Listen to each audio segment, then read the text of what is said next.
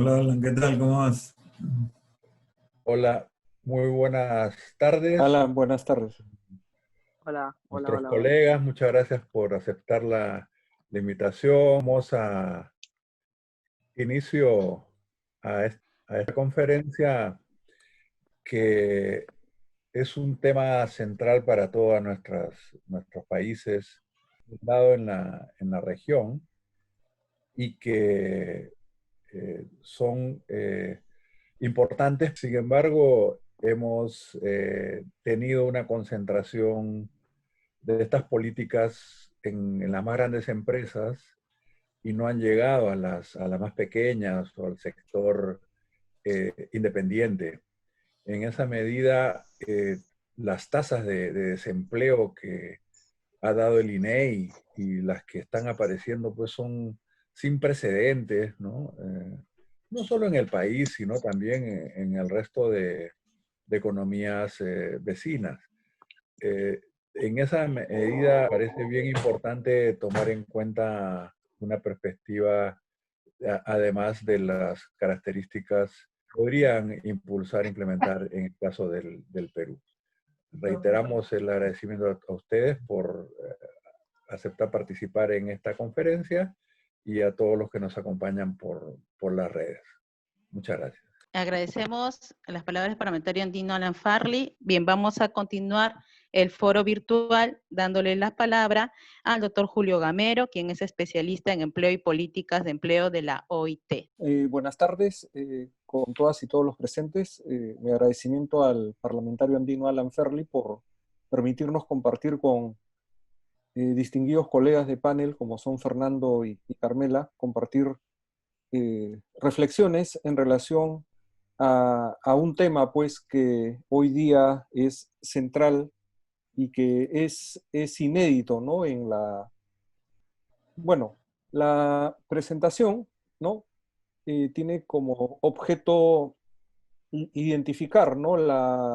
El impacto del COVID en el mercado laboral. Al respecto, quiero comenzar señalando de un reciente estudio, ¿no? De la CEPAL y la OIT. Quiero presentar algunas consideraciones que son válidas para el Perú, pero que se recogen de lo que está aconteciendo en la región, ¿no? Como sabemos, en nuestros mercados laborales, sobre todo en la región andina, Centroamérica, no son mercados homogéneos, ¿no? Es decir, hay un sector formal, hay un sector informal, y para efectos de la situación actual es bastante relevante esa distinción. Por ejemplo, ¿no? A nivel de América Latina y el Caribe, distinguiendo el sector formal del sector informal, se ha encontrado, ¿no? De que los trabajadores del sector formal, si bien tienen afectaciones en términos de suspensiones de labores, de ingresos, sin embargo, tienen, ¿no? Acceso a determinados mecanismos de protección, ¿no? Como pueden ser en el caso del Perú, sus adelanto de vacaciones o la CTS, el adelantar dinero de la AFP, o el tema de, para que se mantenga el empleo, subsidios a la planilla que se han implementado, si bien por una sola vez.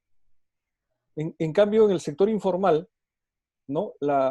Los trabajadores, sobre todo, no solo los cuenta propia, pero básicamente ellos, en razón de las medidas de emergencia sanitaria, es que se ven afectados, ¿no? Porque no pueden salir a obtener el ingreso del día, del diario, y eso les ha significado de que se hayan buscado, ¿no? Cómo llegar para que estos trabajadores que estaban impedidos de salir en la etapa más intensa, diremos, del confinamiento, que mantengan consumo, ¿no? Que tengan recursos para poder subsistir en ese periodo, ¿no? La pandemia también, al igual que por las medidas adoptadas, es común identificar qué sectores son los más afectados en la región y en el Perú también, ¿no? Sectores altamente intensivos en mano de obra, como el turismo, el comercio, algunas manufacturas, el sector inmobiliario, construcción, el sector de esparcimiento o de entretenimiento. De igual modo, las micro y pequeñas empresas, ¿no? Sobre todo las microempresas y sobre todo aquellas que estaban en condición de informalidad empresarial, ¿no? Se ven afectadas y en ellas diremos, el desplome del empleo ha sido mucho mayor. No ha requerido mecanismos de suspensión perfecta porque de hecho se han implementado. Y esto tiene que ver con que el mercado laboral se ha visto impactado por dos choques, ¿no? Un choque de demanda y un choque de oferta. Y que perfectamente se visualiza con la información que salió esta semana, el día lunes, del Instituto Nacional de Estadística e Informática respecto a la afectación del nivel de actividad, ¿no? Y se observa que abril 2020 versus abril 2019 ha habido, ¿no?, una disminución del nivel de actividad de 40%, ¿no?, en ese mes, que entendemos que es el mes que va a aparecer como el de la mayor afectación, ¿no?, del nivel de actividad, porque ha sido también el mes completo donde ha habido un mayor confinamiento, una mayor restricción. No recordemos de que en el mes de marzo fueron 2 semanas, pero en abril fue el mes completo. En el mes de mayo ya empiezan a reabrirse algunas actividades económicas y en el mes de junio ya una mayor cantidad. Esta situación del impacto, ¿no?, de la reducción del nivel de actividad, la podemos ver en una gráfica que aparece en el lado izquierdo, que es la caída en la tasa de ocupación, la caída en la población ocupada, ¿no?, que se reduce de cerca de 4.9 millones a 2.5 millones, ¿no? Es decir, hay 2.3 millones de puestos de trabajo que, diremos, desaparecieron o que pasaron a una condición de hibernación, por decirlo así.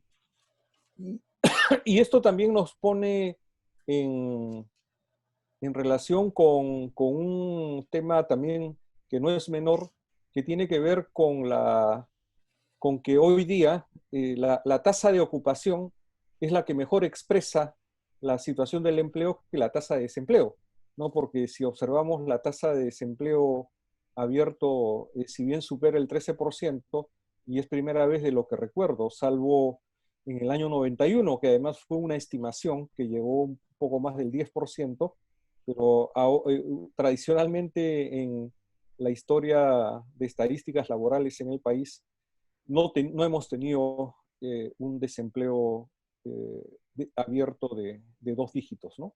Esta es la primera vez, pero como les decía, hay que prestar más atención a la tasa de ocupación que a la tasa de desempleo. Si hacemos un breve resumen de lo que ha ocurrido en términos de la pérdida de empleos, diremos de que el 54% de esos 2.5 millones de menos empleos en el trimestre móvil, marzo, abril, mayo, 54% se concentra entre población de 25 a 44 años. O sea, también acá no es lo que tradicionalmente uno encontraba en procesos recesivos anteriores, en el cual eran los jóvenes y las mujeres de menor calificación relativa las que como población vulnerable eran la primera línea de afectación, ¿no? Hoy día, 25 a 44 años es la fuerza laboral, son los jefes y jefas de hogar que están en términos de su vida laboral más activo, por así decirlo, ¿no? Su vida laboral más activa en su ciclo de vida, ¿no? Y entonces esto afecta, diremos, al core de la fuerza laboral, ¿no? Y una segunda característica es de que 61% de esta pérdida de puestos de trabajo, de esta pérdida de empleos, está en el sector, está entre los trabajadores con menos calificación relativa, ¿no? Es decir, aquellos que solo cuentan con educación primaria y secundaria. Esa es una característica no menor que tiene implicancias para adelante. 56% están en el rubro de servicios, ¿no? Como toda metrópoli, como toda urbe, a diferencia de las zonas rurales donde predomina la actividad agropecuaria. En el caso pues de Lima, el empleo, grandes sectores absorbentes de empleo son el comercio y los servicios. Y de otro lado, un 70% de esos 2.3 millones de menos puestos de trabajo están concentrados, el 70%, en las empresas de menos de 10 trabajadores y en los trabajadores cuenta propia. Entonces, eso también nos indica dónde, quiénes, qué sectores son en los que se ha concentrado, diremos, el mayor daño generado por la pandemia. Acá quiero presentar, ¿no?, un esquema en 3 tiempos, diremos así, que tiene implicancias para la explicación no solo de la afectación en términos del empleo, sino también de las implicancias que hay para adelante y de los retos y desafíos en términos de la superación de la pandemia.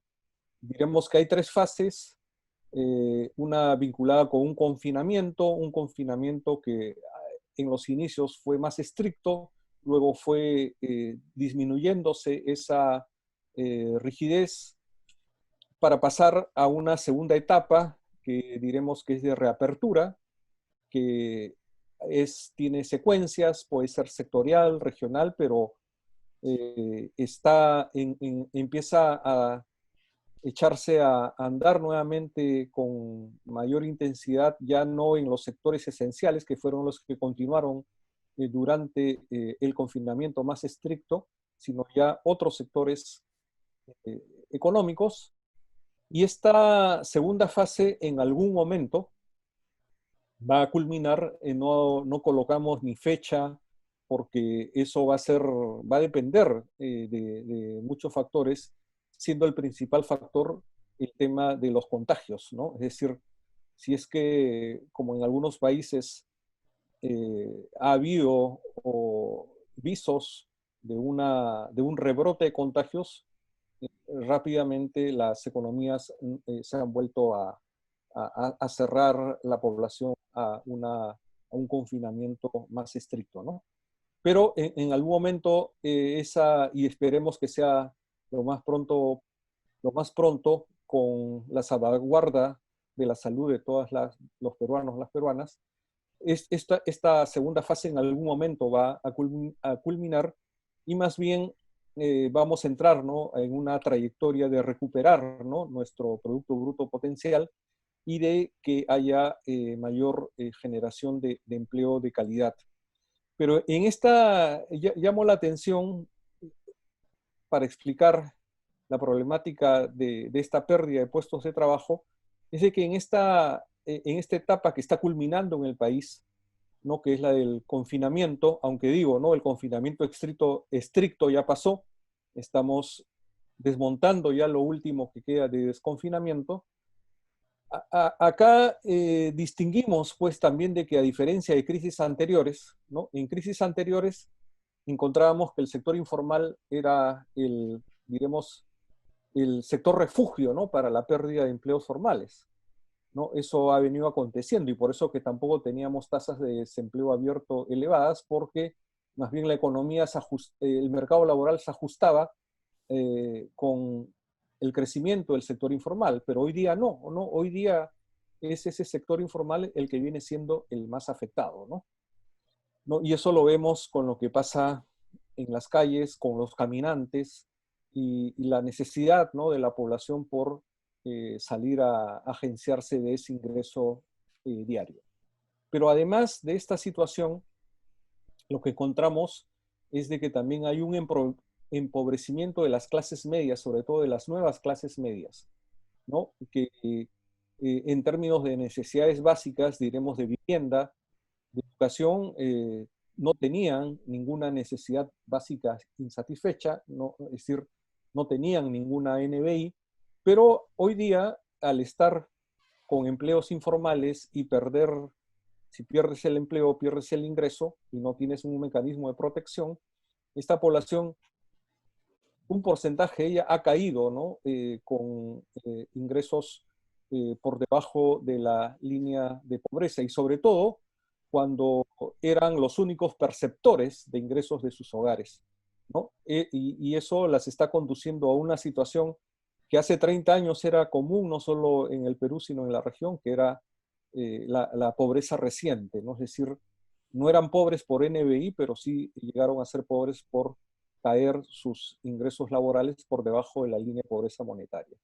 Entonces, esa es una situación que acontece y para aquellos que estaban superando la línea de pobreza, en realidad hoy día están con mayor severidad en esa condición y pueden estar acercándose a la línea de pobreza extrema.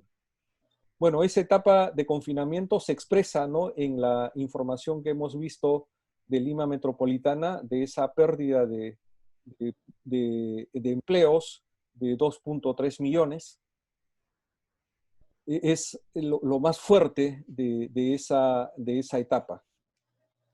Ya estamos en esta segunda, ¿no?, de reapertura gradual, secuencial, y que va a tener, no va a ser uniforme para toda la población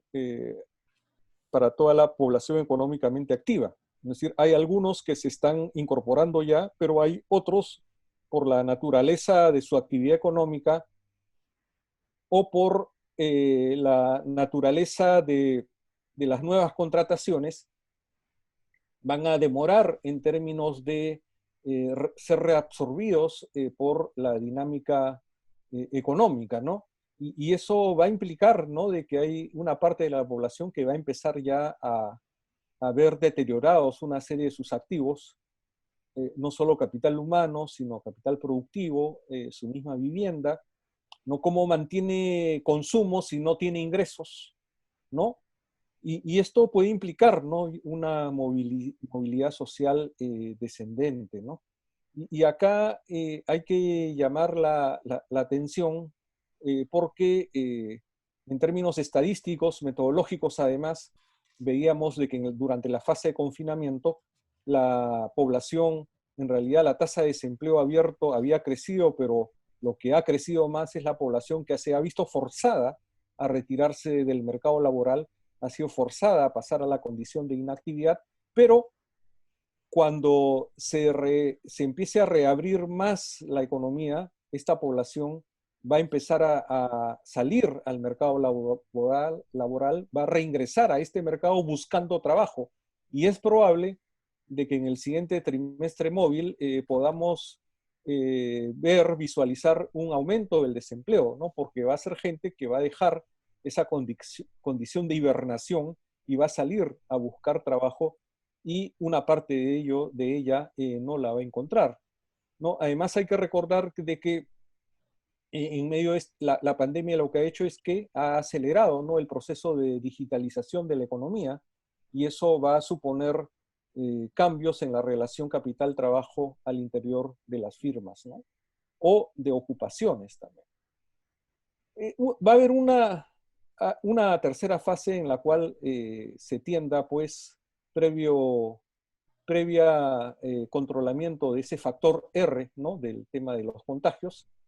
Todavía no diremos con una diseminación de la vacuna, pero con un control de estos contagios, pero en la cual lo que vamos a ver es de que esa nueva normalidad que empiece a configurarse puede significar, por un lado, que se recupere nivel de actividad, pero que no necesariamente todo el empleo se vaya a recuperar por dos razones.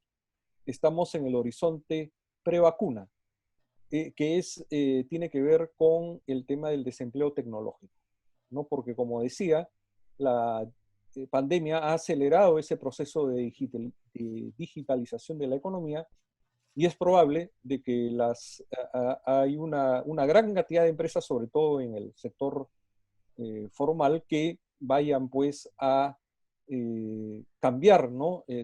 La relación capital-trabajo producto de haber ingresado a estos procesos de digitalización, que son procesos además que no tienen retorno, ¿no? Es lo que ocurre, ¿no? Cuando uno compra una computadora con un Windows 1, 2, 3, llega al 10 y tiene que seguir actualizándola, ¿no? Porque no tiene ya retorno, ¿no? Entonces, hay que prever ese desempleo tecnológico, y eso significa hoy día ya tomar decisiones de política frente a ello, como es, por ejemplo, junto con estos programas de empleo temporal que el presidente ha anunciado, debe darse un programa masivo de alfabetización digital, ¿no? Y también de inclusión financiera, a efectos de que efectivamente la población, sobre todo aquella que tiene más condiciones de vulnerabilidad, pueda cerrar esas brechas digitales que hoy día están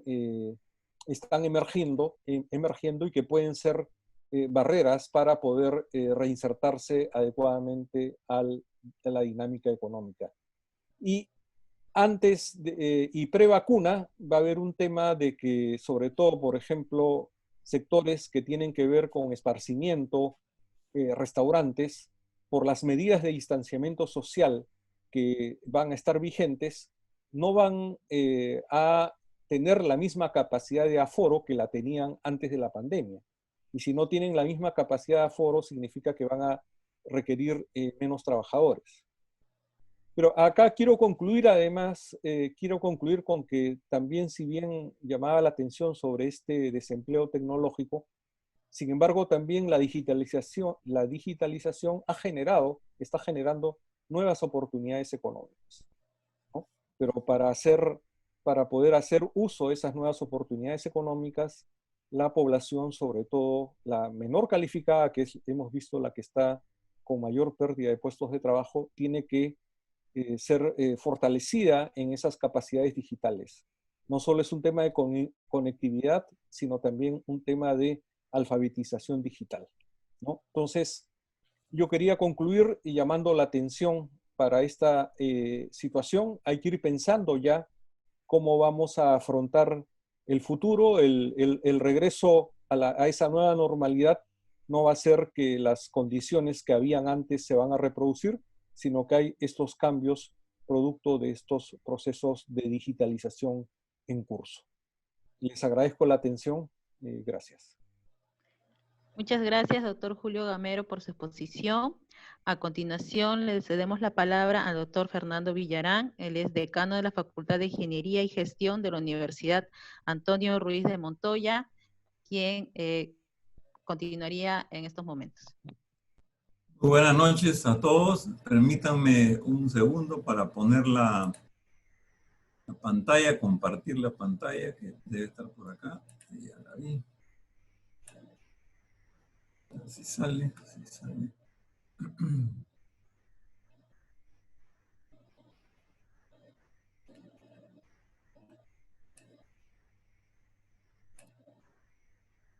Creo que ya ahí debemos estar empezando. Bueno, mientras agranda, y bueno, ahora sí, quisiera empezar agradeciendo la invitación al parlamentario Alan Ferli por esta oportunidad, y mostrar también mi complacencia por estar con dos amigos, ¿no? Como Carmela y Julio. Y como yo sabía que Julio iba a hablar sobre empleo, él es el experto de empleo y iba a dar cifras y cosas que ha hecho, y yo me quiero concentrar un poco en el tema de la informalidad, que es lo que, digamos, creo que se ha mostrado con mayor fuerza en esta pandemia del COVID-19. Así que voy a presentarles algunos cuadros y algunas reflexiones. Voy a correr un poquito porque tengo 15 minutos y quizás un par de minutos más, pero había preparado bastantes digamos, diapositivas, ¿no? O sea, vamos a ver un poco la mirada a nivel internacional, entrar por ahí, cómo se ha definido y medido la informalidad acá en el país, y también referirme a un estudio que se hizo el INEI, que fue muy importante, y bueno, después ya culminar en cuál es la situación actual, ¿no? Digamos, y qué es lo que podíamos hacer en relación a la informalidad. Claro, en realidad, en el fondo, no solamente se trata, perdón, de crear empleo, sino también de mejorar la calidad del empleo actual. Eso es una vieja discusión que tenemos, ¿no? O sea, las políticas de empleo no solamente son crear nuevo empleo, sino mejorar el empleo, sobre todo en la micro y pequeña empresa, pasar de empleo informal a empleo formal. Ese es el tema que estamos. Bueno, yo le estaba, digamos, presentando acá una investigación que hizo el 2002 de Schneider, ¿no? Friedrich Schneider, que habla de la informalidad en los diversos continentes, ¿no? Como ustedes pueden ver acá, y la referencia que hace está en inglés, pero es el PBI, o sea, mide la informalidad como porcentaje del PBI, como ustedes pueden ver, el país, digamos, el continente con mayor informalidad es África, pero casi al mismo nivel América Latina, a pesar de que tiene un ingreso mucho mayor, digamos, ¿no? Un PBI mayor.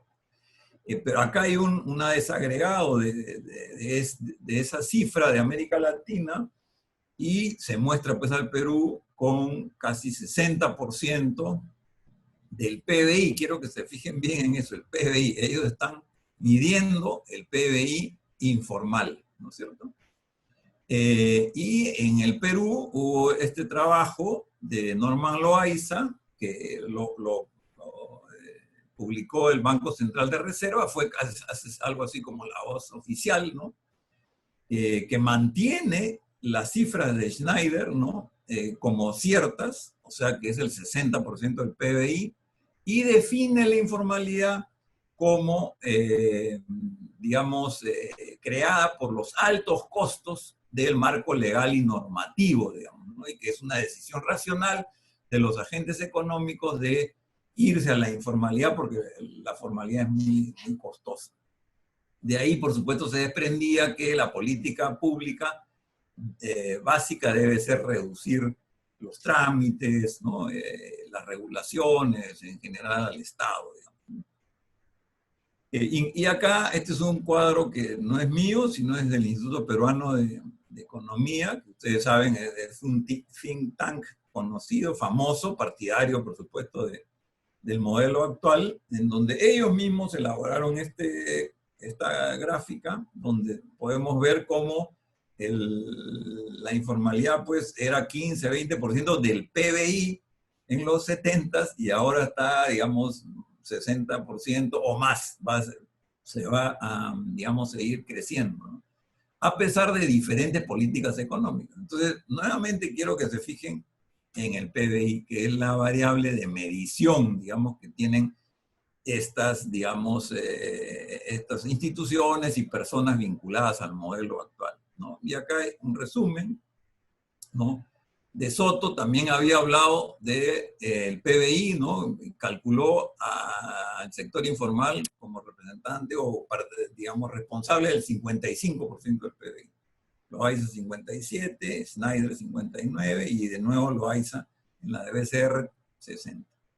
Entonces, el punto que yo quiero tratar acá es que estas investigaciones y este enfoque, digamos, y levantar la variable PBI ocultó el tema central de la informalidad.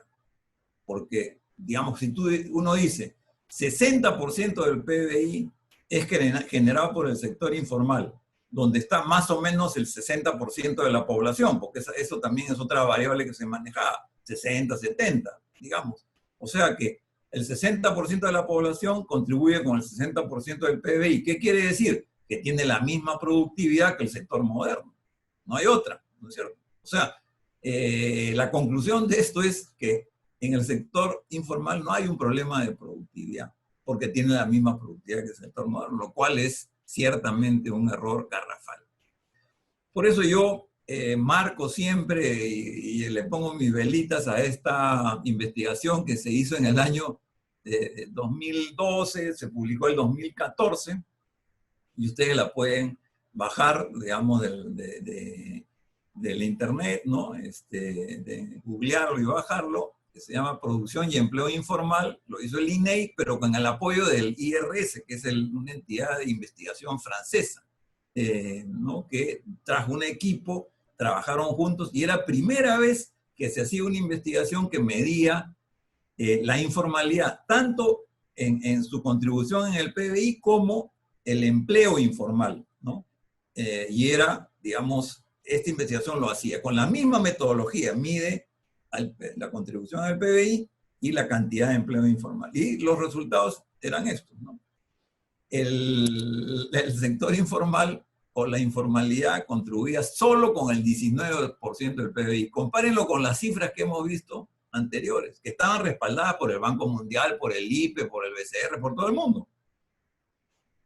19%, o sea, estamos hablando del 60%, en realidad la contribución era un tercio de eso, 20, 19%, ahora quizás pueda ser hasta menor. Entonces, es un sector de baja productividad, porque tiene 79% de la PEA. Casi el 80% de la PEA solo produce menos del 20%. Es bajísima productividad, es la única explicación. Entonces, digamos, todas estas ideas que se vendieron en esa época, y De Soto fue, pues, digamos, el gran impulsor, ¿no? Tenía un marketing pues, tremendo, ¿no? Bárbaro, y todo el mundo se compró, digamos, ese rollo, han desviado la atención sobre este problema central que es la baja productividad. Una investigación que también pongo acá, que es de Porta y Schaeffer, no veo bien el de tapa, no sé qué cuadrito que ponen acá, pero que concluye que después de haber investigado 180 y tantos países en el mundo, que la reducción de costos de la formalización no lleva a las empresas informales al sector formal, ni promueve el crecimiento económico. Es una cosa increíble. O sea, realmente es como ya ponerle el clavo al cajón, digamos, de esas teorías que tuvieron tanto auge, digamos, en los 90. Dos gobiernos enteros le hicieron caso, ¿no? Fujimori y García, y que no han podido reducir la informalidad, ¿no? Acá, esta investigación también la pueden bajar del internet. En estudios más recientes, ¿no? Sobre la informalidad, uno de ellos es digamos, de Chacaltana y Infante. Chacaltana es un peruano, si no lo conocen, muy bueno, es uno de los mayores expertos que tenemos nosotros, y ahora es alto funcionario de la OIT en Ginebra, ¿no? Espero que le haya ido bien con la pandemia del COVID. Creo que Suiza no ha tenido muchos casos. Entonces, miren, ahí en ese documento, él muestra este gráfico que es fantástico, es muy bueno, ¿no? Después lo voy a desarrollar más todavía, voy a presentar el siguiente, pero acá relaciona productividad en el eje vertical y en el eje horizontal en la PEA, la cantidad de personas. O sea, los independientes son los que tienen la menor productividad. Luego viene la microempresa, trabajadores del hogar, pequeña empresa, sector público, mediana y gran empresa. Va subiendo la productividad, pero la productividad es bajísima en la microempresa, en los independientes, inclusive en la pequeña empresa y, por supuesto, trabajadores del hogar. Entonces, esto muestra claramente el problema. O sea, esto, por supuesto, mucha gente ni conoce este gráfico, pero es clarísimo para ver el problema. Este es uno reciente que ha hecho, y acá estoy poniendo la referencia sobre la informalidad y la productividad, que lo sacó la OIT y la Universidad Católica en el 2019. Entonces ahí también repite, pero con un mayor detalle, ¿no? En el eje horizontal, la PEA, ¿no? 100% de la PEA, y en el eje vertical, la productividad. Entonces, claro, nuevamente tenemos, ya no tanto por estratos empresariales, sino por sectores. Los más bajos de menor productividad es agro, comercio, todo informal, restaurantes informales, construcción informal, hasta que luego va subiendo un poco y ya recién entra la formalidad, ¿no es cierto? Hay una relación de mayor informalidad, menos productividad. Acá hay algunos datos de dónde están, digamos, esos sectores informales, ¿no? Que los paso rápido porque ya no me va quedando mucho tiempo. También he presentado algunos cuadros sobre producción. Estos, digamos, un documento de la CEPAL, perdón, del CEPLAN, disculpe, del CEPLAN reciente, del año 2020, donde se ve la estructura productiva, digamos, del país y se ve cómo el sector industrial se ha ido reduciendo en su participación, ha aumentado los servicios y la minería ha mantenido más o menos su peso, aunque en 1990 recién tenía más o menos 5% del PBI. Es el sector que más ha crecido junto con el sector financiero, digamos, su participación. Y luego el empleo también, el empleo, digamos, de los mismos sectores. Por supuesto, el agro tiene un empleo muy importante, servicios y comercio, ¿no? Y acá está la comparación entre lo que había, digamos, la informalidad laboral en el año 2007, que se hizo la primera investigación, esta publicada en el 2014, pero los datos eran de la matriz de insumo producto del 2007, y efectivamente se ve que hasta el 2018 se ha reducido en algo la informalidad. La otra gran, digamos, descubrimiento de esa investigación, que se mantiene hasta ahora, es que la informalidad laboral no solamente estaba en el sector formal, sino que también había informalidad laboral en el sector moderno, en el sector formal, ¿no es cierto? Entonces, hay una informalidad en la informalidad, pero hay una informalidad dentro de la formalidad, ¿no? Entonces, eso fue un descubrimiento muy importante que también se sigue midiendo hasta ahora, ¿no? Y en el PBI también, digamos, ha aumentado un poquito, pero el sector formal ya ha disminuido un poco el sector informal como corresponde, o sea, se ha vuelto más improductivo todavía. Por lo tanto, y acá está, digamos, la participación por sectores en el PBI, que el color naranja es el sector informal, es muy reducida en la mayoría de sectores, salvo en agricultura y pesca, en participación en el PBI, pero en empleo es muy alta, ¿no es cierto? Y acá tienen este gráfico muy claro también. Aquí están digamos, conglomerados de micro y pequeña empresa informal en agricultura, comercio, transportes, servicios, restaurantes, manufactura menos y construcción. Digamos, minería prácticamente no hay. Y bueno, esto lo paso. La pandemia, por supuesto, fue, digamos, rota por los trabajadores del sector informal porque no tenían otra, digamos, ¿no es cierto? Era eso, se morían de hambre y por supuesto tuvieron que salir a proveer un ingreso para su familia. El COVID ha desnudado, digamos, la realidad del país, ¿no? Donde vemos acá las cifras que, digamos, muchas personas no tenían condiciones mínimas para poder estar en su casa y aguantar, digamos, no digo 3 meses, un mes siquiera de confinamiento, ¿no? Acá están las cifras, no las voy a repetir, no había 50% no tiene refrigeradora, 70% de hogares sin internet y así sucesivamente. Y este es un dato sumamente interesante, que es que el propio gobierno, el Ministerio de Economía y Finanzas, ha reconocido que solo el 25% de la población, el 25% de los hogares en el Perú pueden autosostenerse y mantener un confinamiento, digamos, en sus hogares. 75% requieren de un apoyo del Estado. Yo creo que es positivo, eso es un signo positivo del gobierno, que haya ayudado a estos sectores porque efectivamente lo necesitan. Entonces, es una confirmación de todas las cifras que hemos visto sobre el empleo informal, ¿no? Pero la gran pregunta que yo me hago, y seguramente ustedes, ¿dónde está la famosa clase media? Este es un estudio del IEP, lo mismo que presentamos anteriormente, y presentaba que el 41.5% de la población era clase media y había crecido, ¿no es cierto?, en los últimos años. Era como la muestra del éxito del modelo, lo cual, por supuesto, no ha sido cierto. No han podido aguantar 3 semanas, 4 semanas, 5 semanas encerrados en sus casas, digamos. Y, digamos, ya acá estoy terminando, tengo un par de, digamos, láminas finales sobre cómo poder reducir y eliminar. Primero, que aquí se trata de 2 estrategias, ¿no? La estrategia obvia y lógica es elevar la productividad desde abajo, ¿no es cierto? Y tenemos ahí un conjunto de instrumentos, digamos, ¿no?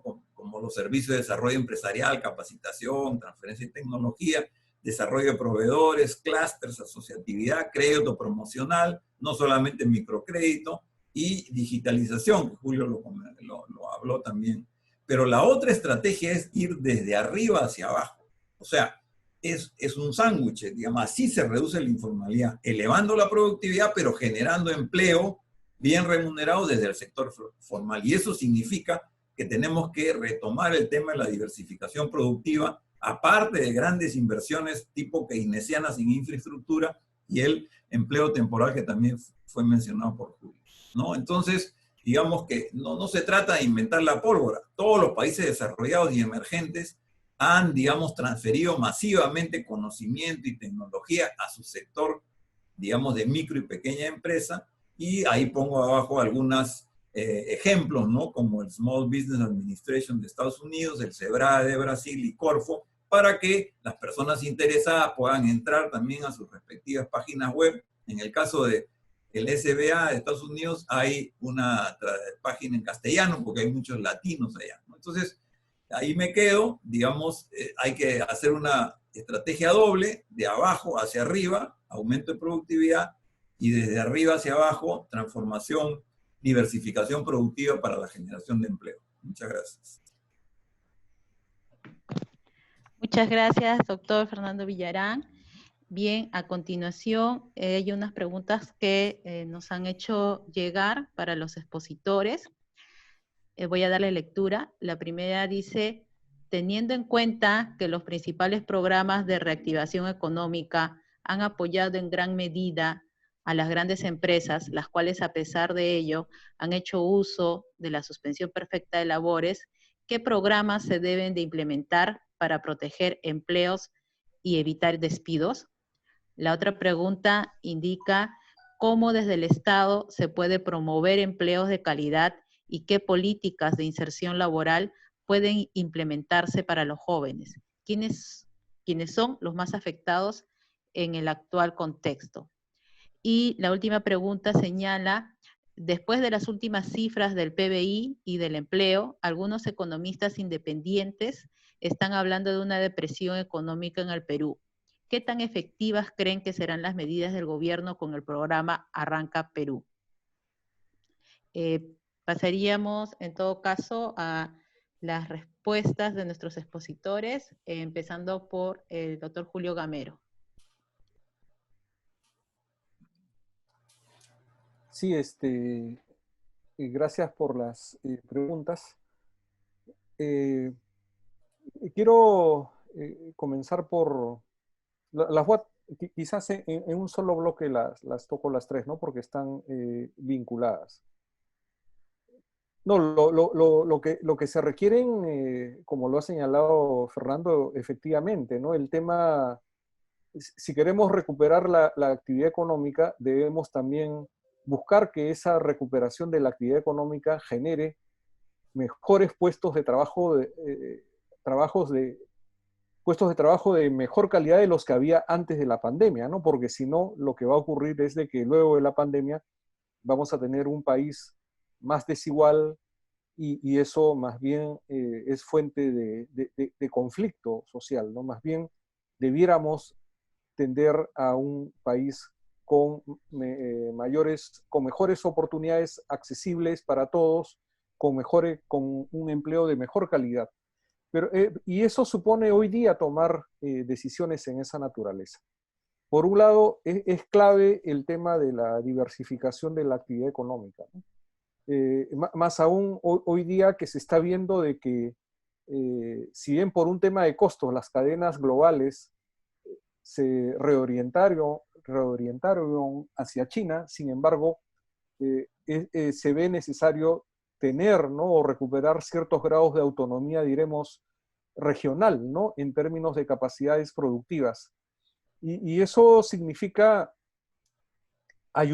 incentivar, ¿no? A que efectivamente hoy día, por ejemplo, vemos esfuerzos de universidades privadas, públicas, que están generando desde ventiladores hasta equipos médicos, están haciendo investigación para generar medicinas que atiendan mejor el COVID.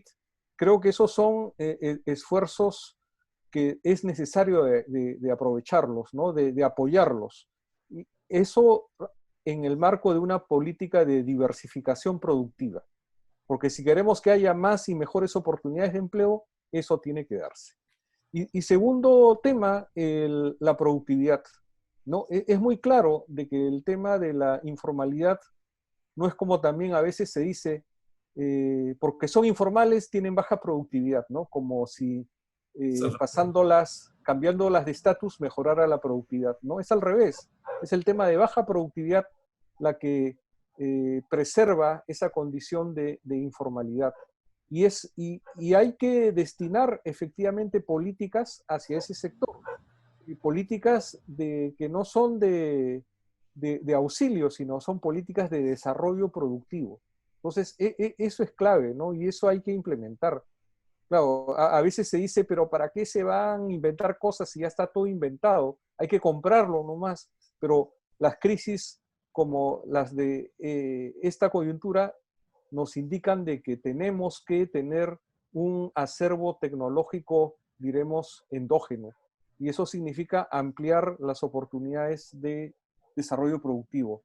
Y además, para concluir, lo que se requieren pues son medidas que efectivamente generen este empleo temporal para una gran cantidad de población que va a tener más rezago en reinsertarse en la dinámica económica, pero hay que aprovechar también esos empleos temporales para generar, por ejemplo, mejor infraestructura socioeconómica, para, por ejemplo, ayudar al mejoramiento de la infraestructura sanitaria en colegios, entidades públicas, en el tema de los mercados, en una serie de actividades que hoy día generarían empleo con todas las condiciones de bioseguridad, pero que además aportarían, ¿no?, al mejoramiento de las condiciones socioeconómicas de la población.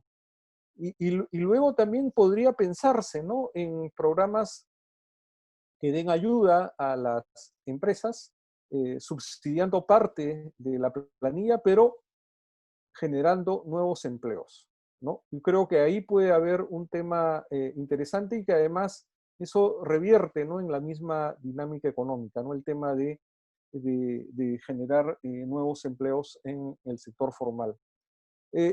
Pero junto con todo ello, yo diría de que se requiere, y sobre todo pensando en los jóvenes, que son los nativos digitales, ¿no? Hay que generar mecanismos, estos fondos de Concitec, ampliarlos para que efectivamente los jóvenes puedan acceder también con estos mecanismos que tienen de startups u otras ideas innovadoras, a hacer uso de estas nuevas oportunidades que está abriendo la digitalización.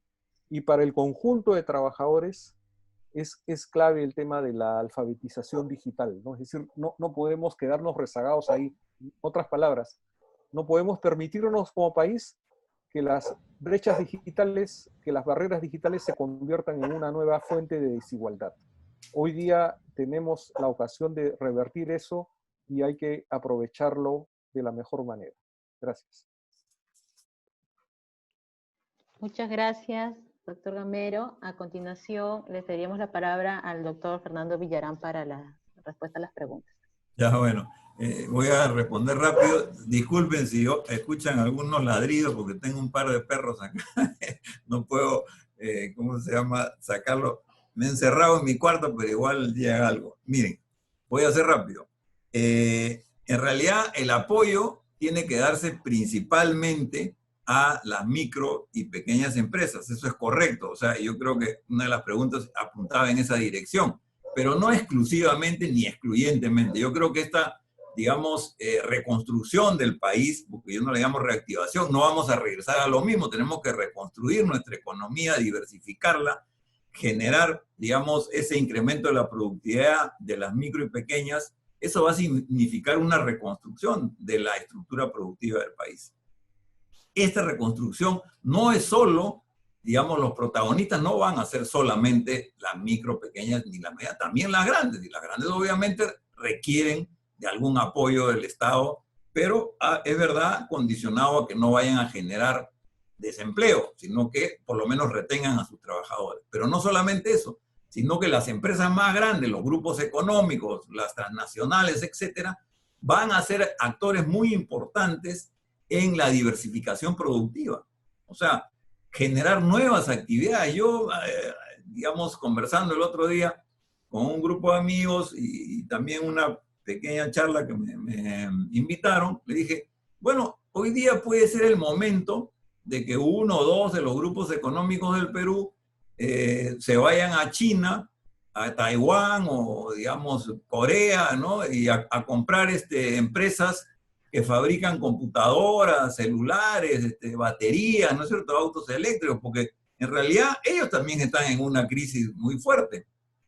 El mercado mundial se ha achicado a la mitad, no tienen demanda, entonces algunas empresas van a sobrevivir en estos países, pero otras no tanto, y entonces comprarse algunas medianas, digamos, digitales y comenzar a construir un sector digital en el Perú, ¿no es cierto? Y si requieren plata, si no les alcanza la plata, podrían hacer ese viaje con el gobierno, con COFIDE, como pasa en todos los países desarrollados, y COFIDE podría ayudarlos a comprar algunas empresas. Esta es una idea así, no sé, será muy loca, pero en realidad lo que quiero decir es que las grandes empresas y los grupos económicos tienen una responsabilidad para reconstruir la economía del país, no volver a lo anterior. No es el statu quo, sino ya que nos hemos dado cuenta la gran cantidad de informales que hay, la gran cantidad, digamos, de empleo precario que tenemos y la gran desigualdad que hay en nuestro país, no podemos regresar a lo anterior. Ya el COVID nos ha sacado el velo, nos ha revelado esta situación y nadie debería intentar siquiera regresar. Por eso yo no estoy de acuerdo con los que dicen, digamos, hay que volver rápido, reactivar a lo que estábamos, no es el caso. Pero, y el otro tema que quería conversar, digamos, de las preguntas, es que efectivamente el crédito es importante, pero no es lo principal. En el caso del aumento de la productividad de arriba para abajo, yo he señalado en las últimas dos láminas que de lo que se trata son de servicios de desarrollo empresarial que van a mejorar el conocimiento de las personas, el uso de tecnologías, el aprovechamiento de nuevos mercados, la búsqueda de nuevos mercados, la gestión, digamos, de sus empresas de manera más eficiente, la asociatividad entre varios. Todos esos son temas complejos. Eso no van a venir el día de mañana, ¿no? Un crédito se da en unas cuantas horas, pero adquirir todos esos conocimientos es complicado. Y eso es lo que tenemos que hacer. Claro, los resultados no van a estar en el corto plazo, pero desde ahora tenemos que trabajar en eso, ¿no es cierto?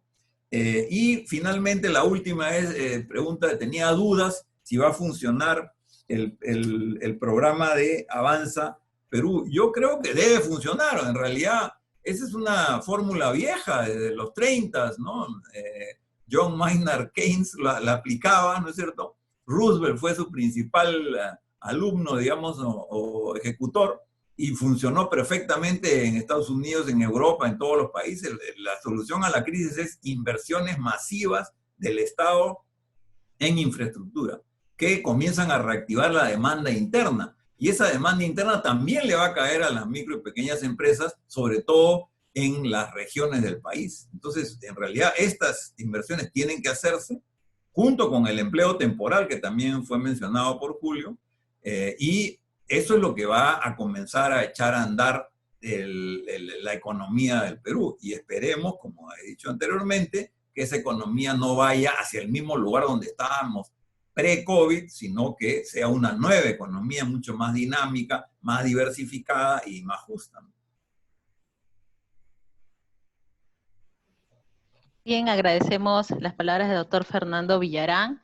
Hemos tenido unos problemas con la doctora Carmen Vildoso de conexión para que pueda reconectarse. De todas maneras, expresamos las disculpas del caso. Para finalizar, quisiéramos saber, en todo caso, si alguno de nuestros expositores quisiera dar algunas palabras u opiniones finales a a la conferencia virtual del día de hoy? Ya creo que con las respuestas a las Sí. preguntas, más o menos que hemos redondeado algo, no sé, a ver si Alan nos dice algo más bien, ¿cómo Sí. lo ves? ¿Ah? En todo Bueno, caso, sí. muchas gracias, Rosa, muchas gracias, Fernando, Julio.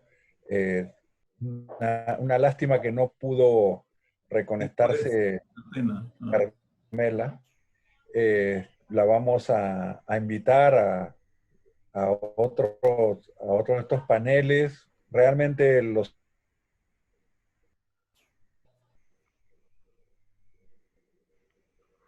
No, no se está escuchando, no sé qué, había un No. problema.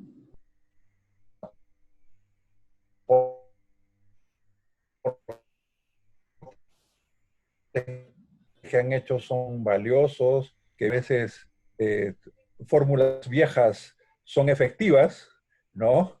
Como decía Keynes, ¿no es cierto? Abrir huecos y tapar huecos, la cosa es crear demanda, ¿no? Y este tema de la creación de demanda es fundamental con el desplome que hay de la capacidad que se ha generado ahora en producción y empleo, ¿no? Entonces, en esa medida, nosotros estamos tratando de apoyar todas las iniciativas que se hagan a nivel oficial